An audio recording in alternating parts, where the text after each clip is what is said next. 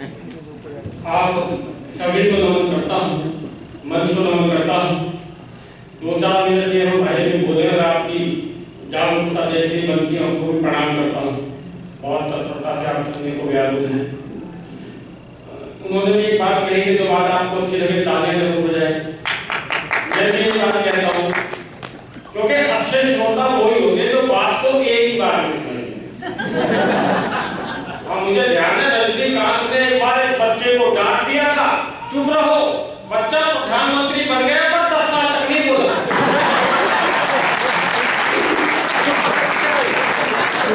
बहुत अच्छे। बहुत इस तरह आपकी बात को एक बार में समझे। मुझे तो याद है मनमोहन सिंह जी एक बार डांट में दर्द हो गया, डॉक्टर के यहाँ गए, आधे घंटे बाद डॉक्टर खुद ही बोला, कहने लगा मनमोहन जी कम से कम यहाँ तो मुंह खोलिए। स्थिति यह है कि अभी वो पिछले कुछ साल पहले अमेरिका से, आपको पता होगा, 6-7 दिन के लिए आए थे, 2 दिन में वापस चले गए। असल में कार में GPS लगाकर चले रहे थे, उससे आवाज आ रही थी मैडम की 400 metre make a left, 200 metre make a right, 100 metre make a U turn. Manmohan ji ने कहा भाई भारत चलो, जब अंग्रेज मैडम के इशारे में लेफ्ट राइट करना है।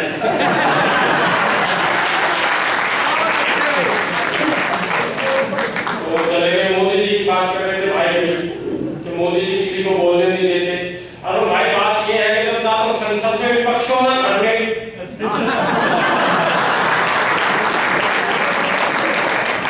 तो बोलने किसे थे? नेहरू जी भी प्रधानमंत्री थे, उनके बारे में कहा जाता था कि उनके कपड़े विदेश से धुलकर आते थे।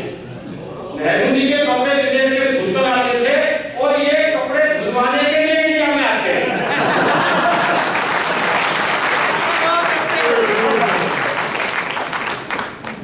एक है हमारे राहुल गांधी साहब, कांग्रेस की छुट्टी करके खुद छुट्टी पे निकल लिए। कांग्रेस के इतने बुरे दिन कभी नहीं आए कि जोशियों तक ने हाथ देखना छोड़ दिया। जोशी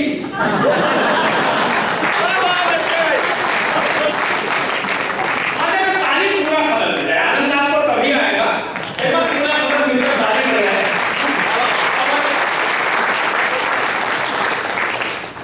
क्योंकि 2-3 तालियां बजती है ना, तो मुझे भी ऐसा लगता है कि जैसे दिल्ली में पूरी की पूरी भाजपा विधानसभा के सदस्य ताली बजा रहे हैं।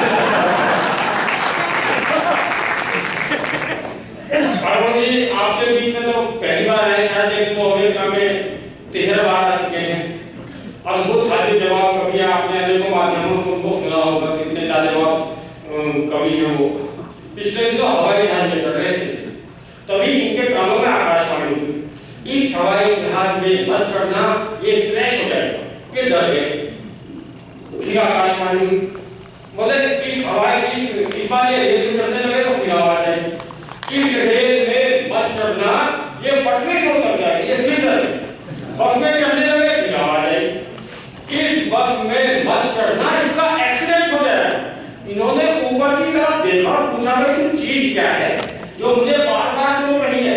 ऊपर से फिर आवाज आई, मैं एक रूहानी ताकत हूं जो हर हाल में तुम्हारी रक्षा करना चाहती हूं। इन्होंने तुरंत कहा तो रूहानी ताकत तो उस दिन कहां मर गए थे जिस दिन मैं घोड़ी पर चढ़ रहा था।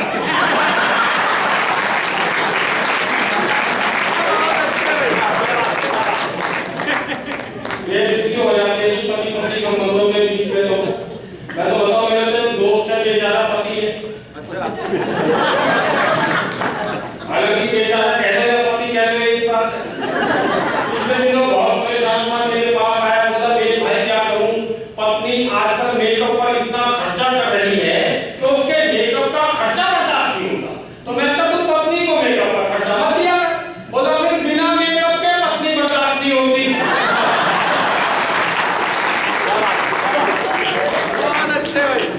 टेंशन एक थोड़ी है नहीं, वो एक चला गया मेडिकल स्टोर पर, बोला जी जहर की शीशी दे दो। मेडिकल वाला बोला हम किसी को जहर बिना डॉक्टर की लिखी पर्ची के दे नहीं सकते, बिना प्रिस्क्रिप्शन के दे नहीं सकते। तो अगले ने जेब से शादी का कार्ड निकाल कर दिखाया। कार्ड देखकर तो मेडिकल वाला भी रो दिया, बोला रुलाएगा क्या, बता छोटी शीशी दूं या बड़ी?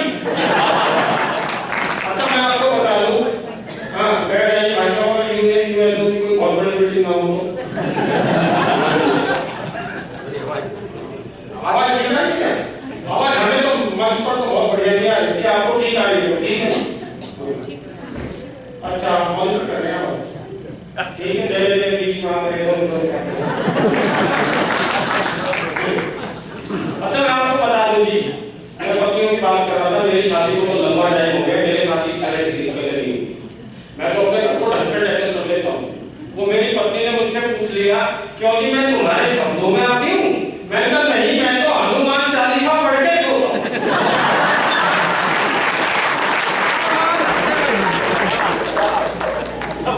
मैं तो ये करना ही नहीं मानता। और आप कितने भी अकलमंद हो, अगर आप पति है तो अंत में जीत घरवाली ये चाहे आप कुछ भी करो।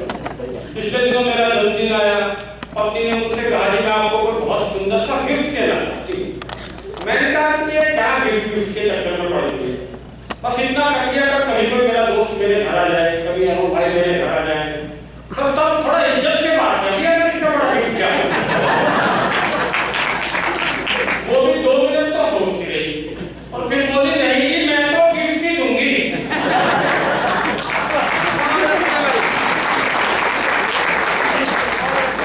दिक्कतें बहुत है जी। अच्छा आप तो जानते हैं कि हमारे भारत में तो पति पत्नी का दिन झगड़ा होता रहता है, कभी मारपीट की होता रहता है। वहाँ इस तरह तो 911 का इस्तेमाल नहीं होता जैसे यहाँ हो जाता है। उतनी सुविधाएं तो वहाँ नहीं है। वो गलती से एक पति ने अपनी पत्नी पर हाथ छोड़ दिया, उसने पुलिस में रिपोर्ट कर दिया, अदालत में केस चल गया। तो वकील ने उस आदमी की तरफ इशारा करके कहा कि जज साहब, जो आदमी अपनी घरवाली पर हाथ छोड़ सकता हो उसके साथ किसी तरह की हमदर्दी नहीं बरती जा सकती। तो वो आदमी कटघरे से खुद ही बोला जो आदमी अपनी घरवाली पर हाथ छोड़ सकता हो ना, उसे इन तुच्छ हमदर्दियों की जरूरत भी नहीं है।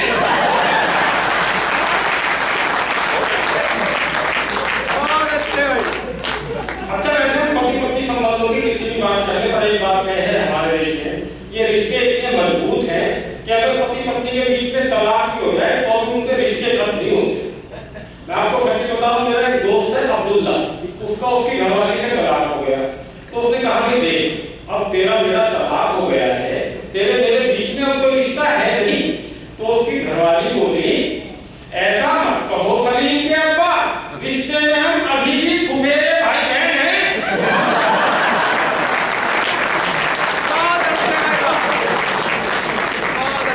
समाज को होते हैं ये रिश्ते, पतियों की एक किस्म होती है मारवाड़ी पति, वो बहुत देर तक नुकसान नहीं उठा सकता। सच्ची बता रहा हूं मैं, एक पत्नी का शादी थी, उसने 6 महीने बाद निधन हो गया, उसने दूसरी शादी कर ली, 6 महीने बाद उसका भी निधन हो गया, तीसरी कर ली। 1 साल बाद मैंने पूछा अब क्या हाल है गृहस्थी के? बोला भाई तीसरी भी चली गई, 3 महीने का। फिर बोला मैंने भी दुखी हो गया, अपनी घोड़ी खरीद ली। किराए में कौन लूटे?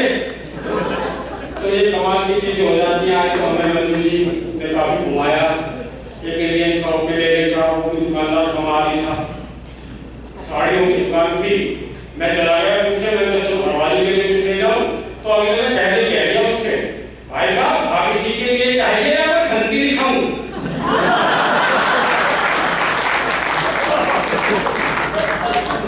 ये कमाल होता है। मुझे लगता है आज शायद दिक्कत है आपके साथ, है ना? ठीक है चलो देख रहा हूँ यहाँ बच्चे भी आए होंगे, आज तो बच्चों की शिक्षा है। बच्चे मुझे लग रहा है कि जल्दी आएगा, आशा करेंगे सम्मेलन में जरूर आपकी इन्हें कमी बनाने की योजना होगी। बच्चे बहुत आगे जवाब हो गए आजकल बच्चों के लिए। तो मैं यही बात कहता हूँ, बच्चों का मतलब है बच्चों, पता नहीं वो क्या कहते हैं, आजकल तो इंटरनेट का युग है। मुझे ध्यान है पति पत्नी रोमांटिक फिल्म देखकर घर आए तो देखा उनका बेटा बैठा हुआ टीवी देख रहा है। अब आपने किसी बहाने से वो ये कह रहा है मैं कभी नहीं बनूंगा भाई साहब, बाहर चला जाओ। तो रोमांटिक फिल्म देखकर घर आए तो उन्होंने देखा कि उनका बेटा बैठा हुआ टीवी देख रहा है। तो बाप ने किसी बहाने से बेटे को बाहर भेजने की सोची। उसने कहा ये क्या तू रात दिन टीवी के सामने बैठा रहता है, इससे आंखें भी खराब होती हैं, पढ़ाई पर भी असर पड़ता है। ऐसा कर बाहर बालकनी में खड़ा हो, प्रकृति के लाइट नजारे देख कौन क्या कर रहा है, मुझे वहीं से बताते भी रहना। तो बच्चा बालकनी में चला गया और वहीं से उसने रनिंग कमेंट्री शुरू कर दी। बोला पापा गुप्ता अंकल तो मोबाइल बाप ने कहा ठीक, और बोला शर्मा अंकल पौधे को पानी दे रहे हैं। बाप बोला ये भी ठीक, और कहने लगा चौपड़ा अंकल है ना, वो तो कमरे में अंदर आंटी के पास है। तो बाप ने पूछ लिया वे तुझे वो भी दिखाई दे रहे हैं क्या? बच्चा बोला मुझे वो तो दिखाई नहीं दे रहे, पर उनका बिट्टू भी तो बाहर बालकनी में ही खड़ा है।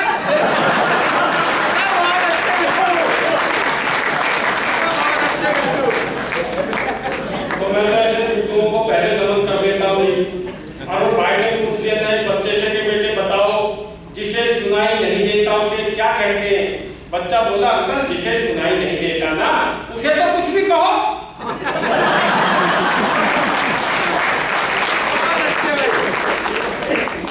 अच्छा मेरे दिल्ली के मित्र ने बताया जी बच्चे तो बच्चे बच्चियां तक ऐसा जवाब दे देती है कई बार। वो क्लास में टीचर ने एक लड़की से पूछ लिया कि राम लक्ष्मण तो ठीक है पर सीता जी वनवास क्यों गई? तो लड़की शर्माते हुए बोली सीता जी के वनवास जाने में बहुत बड़ी सीख है, घर में 3-3 सास हो तो जंगल ही ठीक है।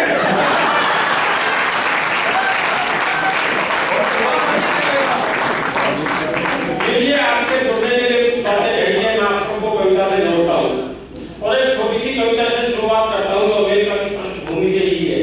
कुछ वर्षों पहले घटना से आप जुड़ेंगे तो कविता से जुड़ जाएंगे। इस कविता में मैंने एक बात कहने की कोशिश की है कि आदमी दुनिया के बड़े से बड़े पद पर पहुंच जाए, वो अमेरिका का राष्ट्रपति हो जाए, पूरी दुनिया को जीत ले पर वो भाग्य से नहीं जीत सकता।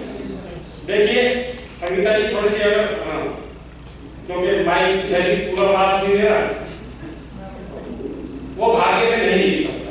देखिए आदमी चाहे अमेरिका का राष्ट्रपति हो जाए पर मजे वो ही कर सकता है जिसके हाथ में मजे की रेखा है। ये मैंने पिछले दिनों ही देखा है। अब देखिए बुश और बुश के फादर बुश, अब देखिए बुश और बुश के फादर बुश दोनों ही अमेरिका के राष्ट्रपति बनकर भी नाखुश। हाय इनकी भाग्य रेखा, मैंने ऐसा षड्यंत्र मुकद्दर भी किसी बात में देखा नहीं।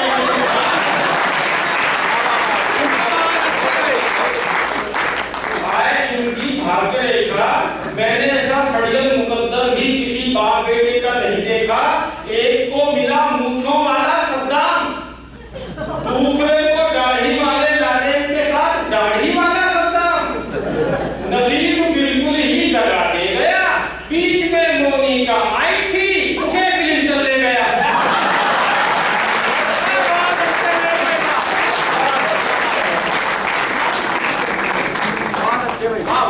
और एक और कविता से जुड़िए। काला रंग हमारे देश में आप जानते हैं बुरे कामों के लिए मुहावरों में प्रयोग होता है, वहीं से मैंने इस कविता को लिया है। एक काला आदमी, देखो फिर कालापन बताने के लिए कितनी काली शाही खर्च की है। इसकी एक एक पंक्ति एक एक संबोधन में आपको मजा आएगा और जो बात आपको अच्छी लगे अपनी प्रतिक्रिया से बताएंगे। एक काला आदमी, बहुत ही काला, काला शाह, सुपर काला, jet black, double African, elder son of अमास, औंधे तवे का ताऊ, पहाड़ी कौवे का परदादा, कोयल संप्रदाय का दादू, बंगाल का काला जादू।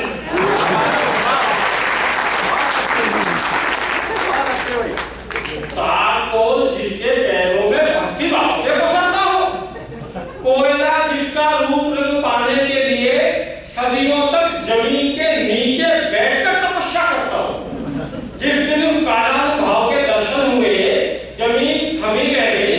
अब इससे ज्यादा और क्या कहूं, इतना कहने के बाद भी मेरे पास शब्दों की कमी है। शादी होते ही माँ बाप को धक्के देकर बाहर निकाल देने वाली औलाद जैसा कपूत, कुल मिलाकर इतना काला जितनी किसी भ्रष्ट नेता की करतूत। कुल मिलाकर इतना काला जितनी किसी भ्रष्ट नेता की करतूत। एक दुकान पर गया, ना शर्म ना हया, बोला फेयर एंड लवली है। दुकानदार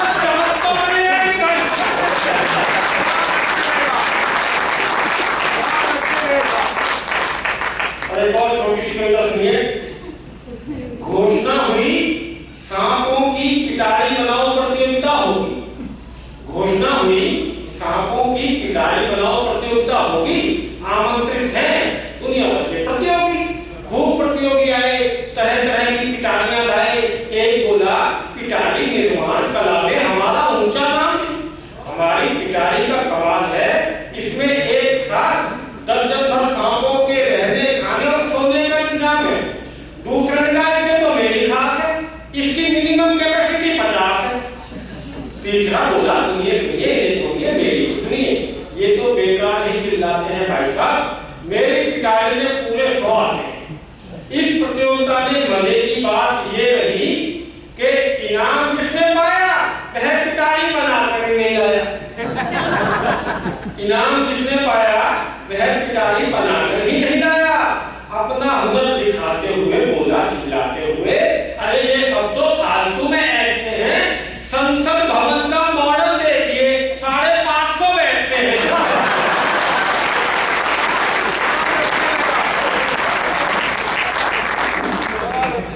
और एक कविता समर्पित करता हूं मैं संगीता सेठिया जी को, उनके बिजनेस को। लड़का लड़की के चक्कर में रोजाना 6 मील से आता था। अच्छा। उसकी मेहनत के लिए